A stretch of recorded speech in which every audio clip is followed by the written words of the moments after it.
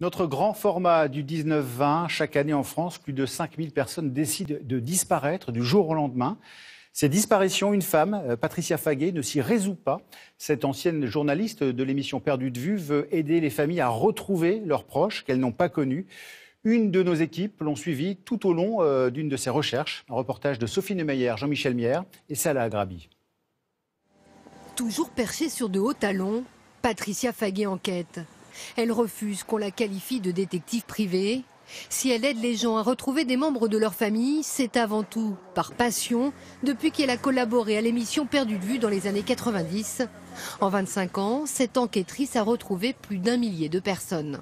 J'ai un dossier qui me tient à cœur, c'est l'histoire d'une jeune femme de 43 ans qui s'appelle Sandrine, qui habite en Bretagne, qui n'a jamais connu son papa. Elle est le fruit d'une histoire d'amour donc entre deux personnes qui se sont connues dans un camping. Pour mener ses recherches, Patricia Faguet va s'appuyer sur les seules informations qu'on lui donne, en l'occurrence de photos d'identité qui datent des années 70, un nom et une adresse en banlieue parisienne. J'ai pas le choix que de commencer par aller à la dernière adresse connue, même si elle date de 1973, et là on y est. Mais ici, pas de traces de l'homme qu'elle recherche. Direction donc la mairie pour consulter les registres d'état civil et des listes électorales. Il n'y a pas une recette miracle universelle, ça serait merveilleux, mais non, je m'adapte en fonction des éléments que j'ai, dans 95% des cas je trouve. Dans le service des archives, Merci. Merci beaucoup. Patricia Faguet fouille les registres du début des années 70. Peu d'informations sur l'homme recherché, Gérard Chevalier, mais une piste sur sa mère. Elle est née en 1932 dans le département 92. Donc il y a de fortes chances pour que Gérard soit né dans le même département. Donc je vais arriver à tirer sur de nouvelles ficelles. Au-delà des archives, ces investigations, elle les mène souvent sur Internet et par téléphone. L'enquêtrice pense avoir repéré la mairie de naissance de Gérard Chevalier. Elle appelle. Oui, bonsoir, pourrais-je avoir l'état civil, s'il vous plaît? Il est décédé. Oh mince, c'est pas vrai. Il est décédé, ouais. Vous voulez la date et le lieu? S'il vous plaît. Oui, alors il est décédé à Gabarret, dans les Landes, le 19 janvier 2015. Oh là là là, c'est pas vrai. Bon, ben voilà, c'est le choc. C'est ce que je redoute à chaque fois. Et pourtant, il n'aurait pas été bien vieux, hein, et il aurait 66 ans aujourd'hui.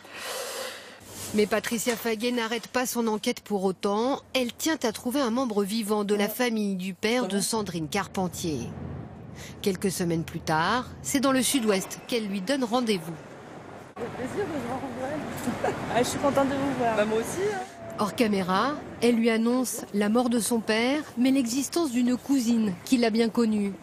C'est dans ce petit village des Landes que l'enquêtrice organise une rencontre. Bonjour, bonjour. Alors, qui est Sandrine? C'est moi. Enchantée. Ma petite cousine. Bonjour. Enchantée. Merci d'être venue. Bonjour. Ça fait quoi d'être accueillie en entendant ma petite cousine? Voilà, j'ai palpitant là. À l'issue de quelques semaines d'enquête, Sandrine Carpentier découvre enfin toute son histoire du côté paternel. Et Gérard a donc eu Sébastien, Stéphane et toi. Voilà. Je suis un peu émue, quoi. Voilà. Parce que ça fait quand même des années que je recherche mon père biologique, quoi. Ouais. Elle était de père inconnu il y a 1 heure et... Elle se retrouve avec une famille. Et maintenant, ça y est, quoi, elle est intégrée. Je trouve ça hyper touchant. Voilà, ouais.